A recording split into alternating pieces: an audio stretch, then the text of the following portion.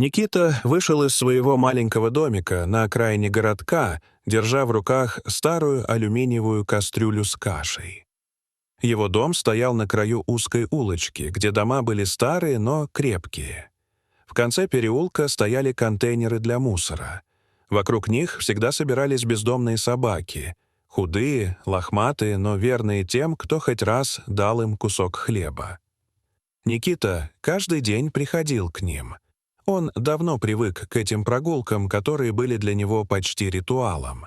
Эти собаки стали единственными живыми существами, с которыми ему было по-настоящему спокойно. Он мог разговаривать с ними о чем угодно — о работе, о прошлом, о своих ошибках и мечтах. В отличие от людей, они никогда не осудят и не отвернутся. «Ну что, друзья мои, без косточек сегодня», — произнес Никита, улыбаясь своей чуть усталой, но доброй улыбкой. «Извините, зарплату опять задержали». Эти слова были обращены скорее к самому себе, чем к собакам. Но собаки слушали его, наклоняя головы, словно понимая каждую фразу. Работал Никита сторожем на складе стройматериалов, что находился неподалеку от промзоны. Работа была скучная, но Никита находил в ней покой. Не нужно было лишних разговоров, объяснений, отчетов. Сидишь в будке, проверяешь ворота, да обходишь территорию ночью. Для него это было идеально. А когда-то все было иначе. В молодости Никита был амбициозным, уверенным в себе. Вместе с товарищем по институту он занялся бизнесом. Продавали бытовую электронику. Дела шли в гору. Клиенты, первые прибыли, даже планы на расширение. Казалось, жизнь открывает двери к успеху. И именно в этот момент он встретил Софью. Софья была первой женщиной, которую Никита действительно полюбил. Умная, красивая, с живым умом и легким характером. С ней можно было разговаривать обо всем — о книгах, о музыке, о футболе. Она понимала его с полуслова, поддерживала во всех делах. В ее глазах Никита находил уверенность, что он на правильном пути. Они мечтали о свадьбе, строили планы о доме и детях. Для него это было счастье, к которому он всегда стремился. Но в его жизнь неожиданно ворвалась Дарья. Она была полной противоположностью Софьи.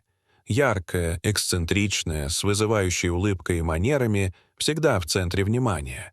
На любой вечеринке она была звездой, от нее исходила энергия, которая притягивала мужчин.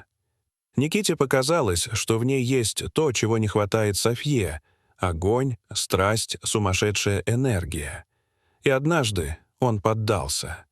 Всего одна ночь с Дарьей все изменила. Уже наутро Никита понял, что совершил ошибку. С ней было пусто. В разговорах он чувствовал лишь холодную стену. Никакой глубины, никакого настоящего интереса. Он вернулся к Софье и решил, что больше никогда не будет искать сомнительных приключений. Но судьба распорядилась иначе.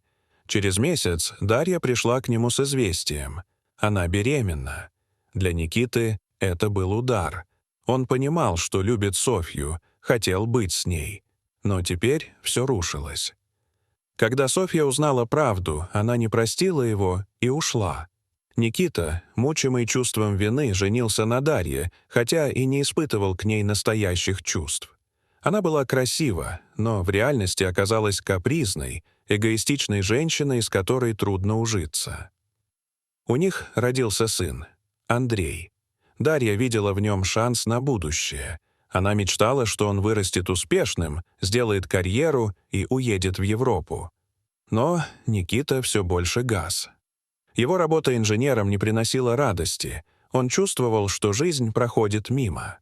Он мечтал о другой судьбе, но изменить что-либо уже не мог. С каждым годом жизнь становилась скучнее и безнадежнее. Андрей рос и все больше походил на товарища Никиты, с которым тот когда-то начинал бизнес.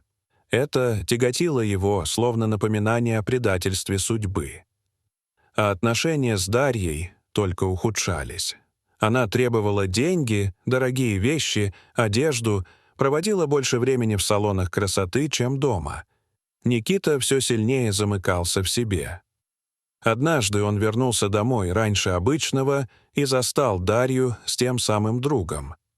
Этот момент стал концом. Никита выгнал жену вместе с сыном. После этого он погрузился в пьянство, но вскоре понял — так нельзя. Он бросил все и устроился сторожем. Теперь его жизнь ограничивалась работой, небольшим домиком и собаками, которых он кормил у контейнеров. Годы шли. Никита привык к одиночеству. Люди в городке знали его как того самого сторожа, что кормит собак. Он смирился со своей судьбой. Но неожиданно в его жизни снова появился Андрей. Ему было 21. Он не оправдал надежд матери, не стал успешным и теперь искал что-то у отца. Никита не был рад встрече. Сын принес спиртное, они говорили всю ночь, и все разговоры сводились к жалобам. Никита видел. Андрей не хочет решать проблемы, он лишь ищет виноватых. Со временем стало ясно, что сын пришел не просто так. Соседи начали сторониться Никиты, и вскоре выяснилось. Андрей собрал документы, чтобы признать отца недееспособным и забрать дом. Это стало последней каплей. Никита был в ярости, но решил бороться. Он готовился к суду, понимал, дважды в жизни он уже попадался на удочку этой семьи, и теперь он не сдастся. Но однажды вечером, после очередного тяжелого разговора с сыном, Никита почувствовал резкую боль и слабость. Он прилег отдохнуть, а утром его нашли без сознания. Андрей поспешил объявить о его смерти и начал готовить похороны. Но после погребения собаки, которые всегда были рядом, почувствовали неладное. Они начали рыть землю у свежей могилы, громко лаять. Люди подошли, и оказалось, что Никита был еще жив. Его спасли в последний момент. Когда он пришел в себя, рядом была Софья. Та самая, которую он когда-то потерял. Она ухаживала за ним, кормила, поддерживала. Через неделю Никита уже мог говорить, и первым делом попросил у нее прощения за свои ошибки. Он понимал, что упустил слишком много лет. Но Софья не держала на него зла. Она все это время продолжала любить его, несмотря ни на что. Теперь они снова были вместе. У них появился ребенок, который рос в любви и заботе. И пусть прошло слишком много времени, Никита наконец обрел то, о чем всегда мечтал — семью и любовь. Дорогие зрители, что вы думаете об этой истории? Расскажите, пожалуйста, в комментариях. А если вам понравилось это видео, то ставьте лайк и подписывайтесь на наш канал. До свидания.